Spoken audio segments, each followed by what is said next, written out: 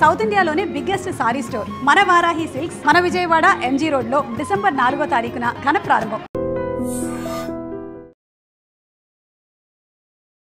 మీరు కోర్టు కేసులు, అప్పులు, విడాకుల గొడవల నుంచి మీ ప్రాపర్టీని కాపాడుకోవాలనుకుంటున్నారా? అయితే మీకోసమే ఈ వీడియో. మనతో one of the best property lawyer GM Rao గారు ఉన్నారు. మాట్లాడదాం. నమస్తే sir, welcome to our studio. Sir, కోర్టుకి ఏదైనా కేసు వెళ్ళిందనుకో సంవత్సరాల తరబడి అంటే హోప్స్ పోతాయి అనమాట. కొన్ని సంవత్సరాలు వెయిట్ చేయాలి తీర్పు వచ్చేసరికి అని. అది విడాకుల కేసుకి సంబంధించి కావచ్చు, ఆస్తులకి సంబంధించి కావచ్చు, అప్పులకి సంబంధించి కావచ్చు. మన ఆస్తులని ప్రొటెక్షన్ చేసుకుంటందుకు ఏదైనా ఉందా? ఇప్పుడు ఈ మధ్య కాలంలో చాలా కష్టపడి ఆస్తులను సంపాదించుకుంటారు. పాతకాలంలో ఏంటిదని అంటే ప్రాపర్టీస్ అనేటి, ఆస్తులు అనేటి ఒక వ్యక్తి పైన ఉండేటి, అంటే హస్బెండ్ పైన, వైఫ్ పైన ఉండేటి. ఆ ఆస్తులు మనుషుల పైనే అలాగే వచ్చేటి అన్నమాట. తర్వాత రాను రాను ఏమైపోయిందని అంటే ఇప్పుడు నేనే అనుకోండి, నా పైన కొన్ని కోట్ల ఆస్తి ఉంది అనుకోండి, నేను బిజినెస్ పెట్టాను, బిజినెస్ లో నేను లాస్ అయిపోయాను. అప్పుడు ఏమవుతుంది, కోర్టు నా ప్రాపర్టీస్ మొత్తం అటాచ్ చేసేస్తుంది కదా. సో ఇది ఒక బిజినెస్ లెవెల్లో. అదే మీరు లోన్స్ తీసుకున్నారు, అప్పులు తీసుకున్నారు అనుకుందాం. ఒక పర్సన్ అప్పులు తీసుకున్నాడు, వాడి ఇల్లు అప్పుల కింద జప్తు అయిపోతుంది. ఓకే, అట్లాగే ఫ్యామిలీ డిస్ప్యూట్స్ ఉంటాయి. ఆ ఫ్యామిలీ డిస్ప్యూట్స్ లో కూడా ఈ ఆస్తులు అనేటి కోర్టు అటాచ్మెంట్ చేసే అవకాశాలు ఉంటుంది. ఇవన్నిటి నుంచి మనము బయటపడాలి. ఓకే, ఇవన్నిటి నుంచి బయటపడాలి అని అనుకుంటే మనకు ఏంటిది, ఒక ప్లాన్ అనేది మనకు కావాలి. మనకు ఏముంది మన లీగల్ సిస్టమ్ లో అట్లాంటిది ఏముంది అని అనుకుంటే ట్రస్ట్ డీడ్ అనేది ఒకటి ఉంటుంది. ఓకే, ఇప్పుడు టెంపుల్ ట్రస్ట్ అన్నట్టుగా ట్రస్ట్ అనేది ఒకటి ఉంటుంది. ఈ ట్రస్ట్ అనేది రెండు రకాలుగా ఉంటుంది. ఒకటేమో పబ్లిక్ ట్రస్ట్, ఒకటేమో private trust. Okay, public trust అంటే మొత్తం ఆల్ ఓవర్ ఇండియా మనకు వర్క్ అవుతుంది, దాని కాంట్రిబ్యూషన్ తీసుకోవచ్చు. ప్రైవేట్ ట్రస్ట్ ఏంటిదంటే ఫ్యామిలీ లెవెల్ ట్రస్ట్ అనమాట. ఫ్యామిలీలో ఈ ట్రస్ట్, ఈ ప్రైవేట్ ట్రస్ట్ లో కూడా రకరకాలుగా ఉంటాయి. దాంట్లో ఒక రకమైన ట్రస్ట్ ఏంటిదని అంటే మనకు మన ఆస్తిని సంరక్షించుకోవడానికి ఆస్తి రక్షణ ట్రస్ట్, అంటే asset protection trust. Asset protection trust అనేది దాంట్లో మనకు ఒక ట్రస్ట్ ని క్రియేట్ చేసి మన ఆస్తులన్నిటిని దాంట్లో మనము ట్రాన్స్ఫర్ చేస్తాము. ఫర్ ఎగ్జాంపుల్, ట్రస్ట్ అనేది ఒక డిఫరెంట్ ఎంటిటీ, అది లీగల్ ఎంటిటీ, డిఫరెంట్ ఎంటిటీ కిందికి వస్తుంది. అంటే అదొక మనిషి లాగా, ఇంకా ట్రస్ట్ అనేది ఒక డిఫరెంట్ ఎంటిటీ. నా పేరట కొన్ని ఆస్తులు ఉన్నాయి అనుకోండి, నేను రేపటి దినం లాస్ అయిపోయే అవకాశాలు ఉన్నాయి, లేకపోతే లోన్ తీసుకొని నాకేమైనా ప్రాబ్లం వచ్చినా గానీ నా ఆస్తులను కాపాడుకోవాలనుకుంటే ఇట్లాంటి అసెట్ ప్రొటెక్షన్ ట్రస్ట్ లో మనము ఒకటి క్రియేట్ చేసి ఈ ఆస్తిని దాంట్లో ట్రాన్స్ఫర్ చేసి కొంతమంది ట్రస్టీస్ కి అప్పచెప్తాము ఆ ఆస్తులు ఎలా ముందరికి జరగాలి అని చెప్పేసి. అంటే ఫర్ ఎగ్జాంపుల్, కోర్టు కేసులు పెట్టినాక ఇవి దాంట్లోకి, కోర్టు కేసులు పెట్టక ముందు ఇవన్నీ చేసుకుంటే అప్పుడు రక్షించబడతాయి. కోర్టు కేసు పెట్టిన తర్వాత ఇంకేముండదు, కోర్టు కేసు పెట్టిన తర్వాత అటాచ్మెంట్ ఉంటుంది. సో ముందు ప్లానింగ్ ఏం చేసుకోవాలంటే ప్రతి ఒక్కరు గొడవలు అవన్నీ ఎందుకు, మనకు ఒక ట్రస్ట్ ఫామ్ చేసుకున్నాం అనుకోండి, అదొక విల్లు లాగా పనిచేస్తుంది. అంటే నేను పోయిన తర్వాత ఈ ట్రస్టీస్ దీన్ని ఎట్లా మేనేజ్ చేయాలి, ఎన్ని జనరేషన్స్ వరకు, మా పిల్లలు ఇప్పుడు ఈ ట్రస్ట్ ద్వారా నా పిల్లలకు మాత్రము దీని నుంచి బెనిఫిట్ అంత మొత్తం నా పిల్లలకే రావాలి అని ఒక పర్సన్ అపాయింట్ చేస్తాం ట్రస్టీకి.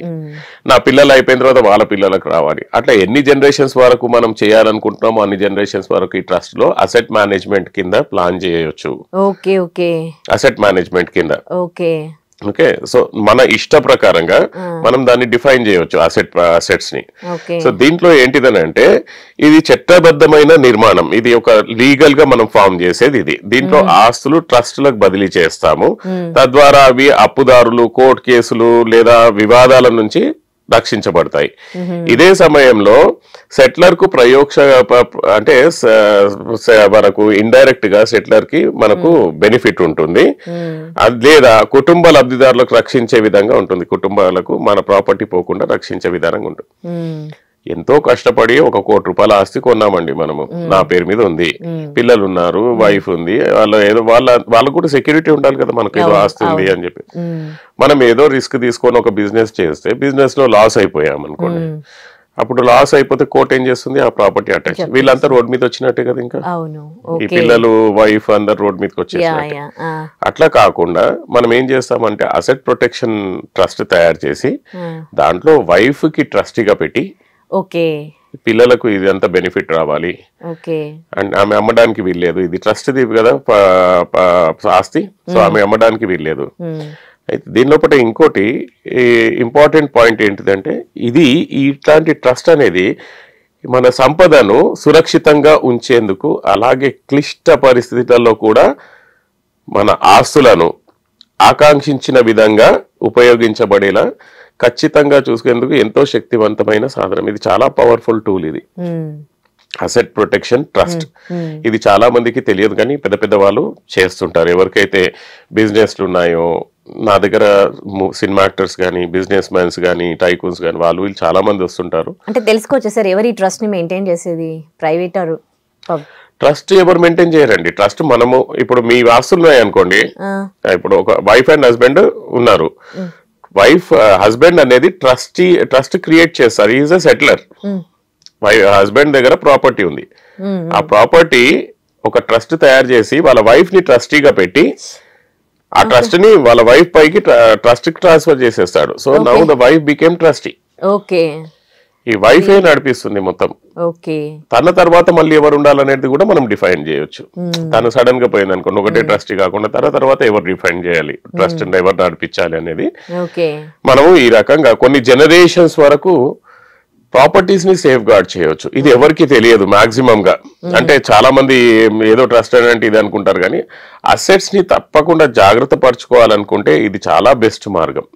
ఇవాళ రేపు చాలా మంది ఇవి ఫాలో అవుతున్నారు. ఓకే, ఇప్పుడు పెద్ద పెద్ద ఇండస్ట్రియలిస్ట్ ని చూసుకోండి, డాక్టర్స్ ని చూసుకోండి, మీరు ఎంటర్ప్రెన్యూర్స్ ని చూసుకోండి, ప్రతి ఒక్కరు వాళ్ళ పేర్ల మీద ప్రాపర్టీ పెట్టుకోవట్లేదండి ఇవాళ రేపు.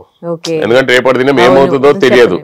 సో దే ఆర్ డిఫైనింగ్, అంటే వాళ్ళు కరెక్ట్ గా డిఫైన్ చేసేస్తున్నారు. ఈ ప్రాపర్టీ ట్రస్ట్ చేసేసి, ఈ ట్రస్ట్ ద్వారా వీళ్ళకి ఇంత పోవాలి, మా పెద్దనాన్న కొడుకులకి ఇంత పోవాలి, సొసైటీకి ఇంత పోవాలి, అవన్నీ డిసైడ్ చేసేస్తున్నారు.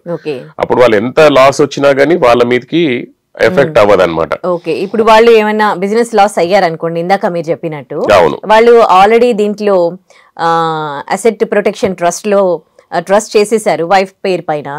అప్పుడు ఈ ప్రాపర్టీలో ఇంకా ఇప్పుడు అప్పులు తీసుకున్న వాళ్ళు, అప్పులు ఇచ్చిన వాళ్ళు టచ్ చేయడానికి ఏం ఉండదు, లీగల్ గా కూడా హక్కు ఉండదు. ఎందుకంటే ట్రస్ట్ ఈజ్ ఎంటైర్లీ డిఫరెంట్. నీ పేరు మీద ఉన్నవి మాత్రమే పోతాయి, కానీ ఆ ట్రస్ట్ అనేది ఎంటైర్లీ డిఫరెంట్. ఓకే, ఇంకో దీనికి సులువైన వర్డ్స్ లో చెప్పాలంటే ఇది ఒక భద్రతా కవచం లాంటిది. సో ఆస్తులకు మనకి ఇది ఒక భద్రతా కవచం లాంటిది. ఏంటి ముఖ్య లక్షణాలు చెప్తారా? తప్పకుండా అండి. అయితే దీని లోపల మనం ముఖ్య లక్షణాలకు వెళ్లే ముందు మనం ఒకటి గుర్తుపెట్టుకోవాల్సింది ఏంటంటే, డిస్ప్యూటెడ్ ప్రాపర్టీస్ కానీ లేకపోతే అటాచ్డ్ అయిన ప్రాపర్టీస్ కానీ ట్రస్ట్ లో చేసినా కానీ వాల్యూ లేదు. ఆల్రెడీ ఆర్డర్ వచ్చేసింది కదా, మనకు ప్రాపర్టీ డిస్ప్యూటెడ్ అని చెప్పి.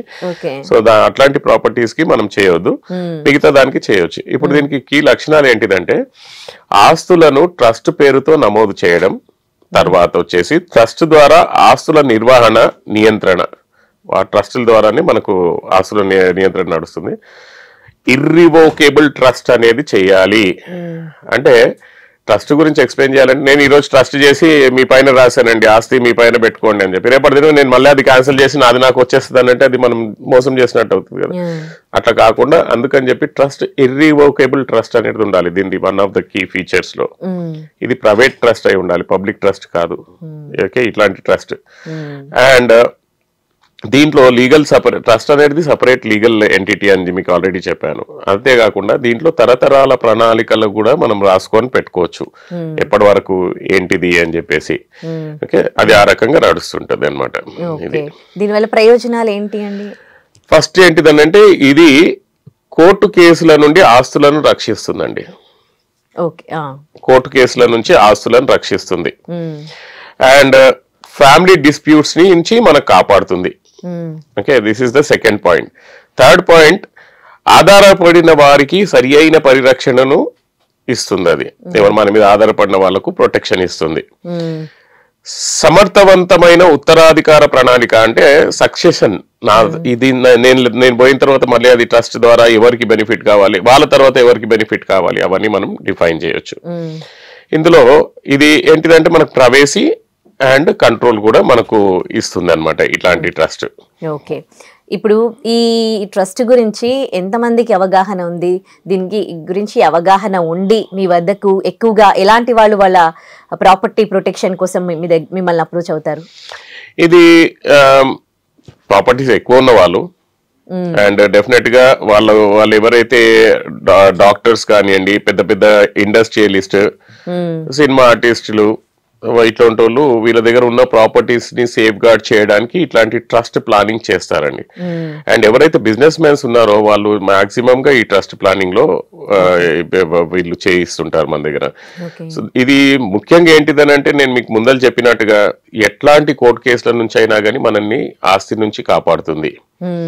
ఇప్పుడు ఇంకా కొద్దిగా ఒక ఇది చెప్పాలని అనుకుంటే, ఒక ఏ అనే పర్సన్ అప్పు చేశాడు, ఆయన దగ్గర ఉన్న ఆస్తి ఒకవేళ ఆయన పేరు మీద ఏమైనా ఆస్తి ఉంటే కోర్టు ఆస్తిని లాగేసుకుంటుంది, కానీ ఆస్తి అనేది ట్రస్ట్ పేరిట ఉంది. పోనీ ఏ అనే పర్సన్ అప్పు చేశాడు, ఆస్తి మాత్రం ఆయన పేరు మీద లేదు, వాళ్ళ కొడుకు పేరు మీద ఉంది అనుకుందాం.